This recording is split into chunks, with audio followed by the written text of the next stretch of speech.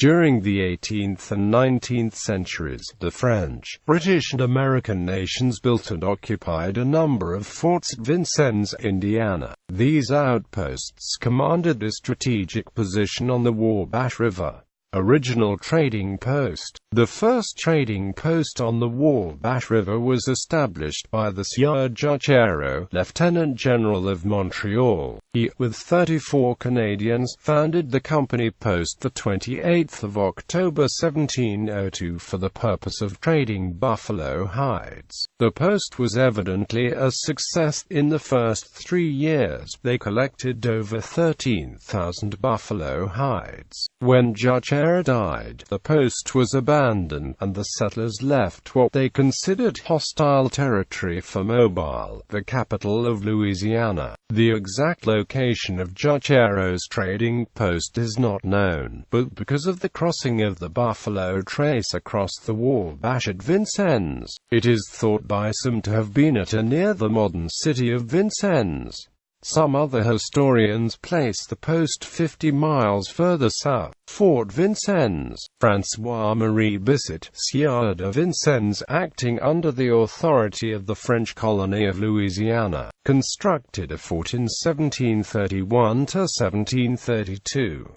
The outpost was designed to secure the lower Wabash Valley for France, mostly by strengthening ties with the Miami, WEA, and Pianca Shore nations. It was named Fort Vincennes in honor of Vincennes, who was captured and burned at the stake during a war with the Chickasaw Nation in 1735. In 1736, Louis Groston de Saintonge de Bellerive assumed command of the post. He rebuilt the fort, turned the post into a major trading center, and recruited Canadian traders to lure native people to settle there. By 1750, the Pianca Shore resettled a village near the post.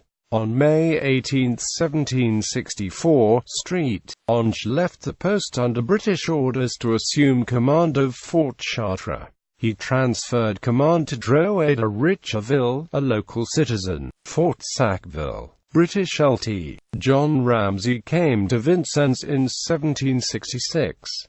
He took a census of the settlement, built up the fort, and renamed it Fort Sackville in honor of George Sherman, Lord Sackville, who had led British forces to victory over the French in the Battle of Minden. The population grew quickly in the years that followed, creating a unique culture of interdependent Native Americans with French and British farmers, craftsmen, and traders. The site of Ft. Sackville was near the present-day intersection of 1st and Main SDS.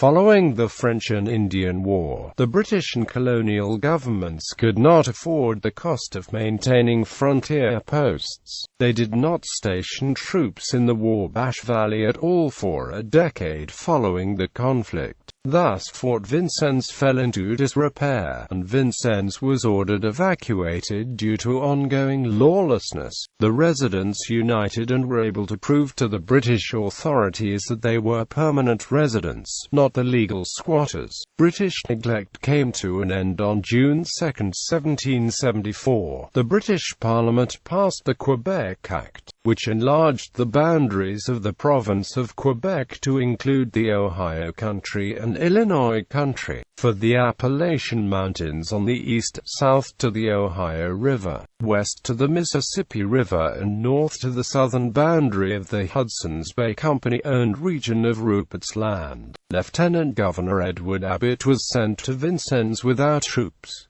Making the best of it, he rebuilt Fort Sackville. Abbott soon resigned, citing lack of support from the Crown. In July 1778, Father Pierre Jabot arrived with news of the alliance between France and the new United States. The Canadians' residents took control of the unoccupied Fort Sackville, and George Rogers Clark sent Leonard Helm to command the post. In December, a British force consisting of the King's 8th Regiment and Detroit Volunteers under Lieutenant Governor Henry Hamilton retook Fort Sackville, and Captain Helm, Fort Patrick Henry. Lieutenant Colonel George Rogers Clark marched 130 men through 180 miles of wilderness to Vincennes in February 1779. As he entered town, the French settlers and native peoples joined his force to recapture Ft. Sackville. Clark had Hamilton's native allies tomahawked to death as an example and sent Hamilton and his men to jail in Williamsburg, Virginia as prisoners. He renamed the post Fort Patrick Henry. Clark's aim in his wilderness campaigns was to remove the British as a threat to Virginia's settlements in Kentucky, which was then part of Virginia. After accomplishing that objective, he returned to Kentucky in an unsuccessful attempt to raise troops for an assault on Fort Detroit. In spring 1780, the Virginia troops left the Vincennes fort in the hands of local militia. After the Revolution, several dozen Kentucky families settled in Vincennes. Friction between these Americans, the French local government and the native peoples moved Virginia Governor Patrick Henry to dispatch George Rogers Clark and send troops to the region. Clark arrived at Vincennes in 1786. His attempts to negotiate with neighboring native peoples were unsuccessful. Instead, he created an incident by seizing the goods of Spanish traders, enraging the local population and risking war with Spain. Under orders from the new United States government, Clark and his men left Vincennes in the spring of 1787. Fort Knox. The new United States government built a new fort a few blocks north of the old one and named it Ft. Knox, after the U.S. Secretary of War. It was located at the present-day intersection of First and Boynton SDS. During the relative peace with both the British and the Indians from 1787 to 1803, Ft. Knox was the westernmost American military outpost. The garrison at Fort Knox and the population at Vincennes did not get along. In 1796, the garrison was ordered not to venture beyond 100 yards of Fort Knox. Territorial Governor William Henry Harrison petitioned Secretary of War Henry Dearborn for money to build a new fort. Fort Knox II. In 1803, the federal government approved $200 to build a new fort, and the War Department bought land for the new fort about 3 miles north of Vincennes at a Wabash River landing called Petit Rocher, which offered a good view up the river. This fort was also called Ft. Knox, and referred to locally as Ft. Knox II. The sleepy little fort was famous mostly for duels and desertion. But by 1811 disagreements between Gov. Harrison and Indian leader Tecumseh were reaching a head. A new captain, Zachary Taylor, was put in charge of the fort.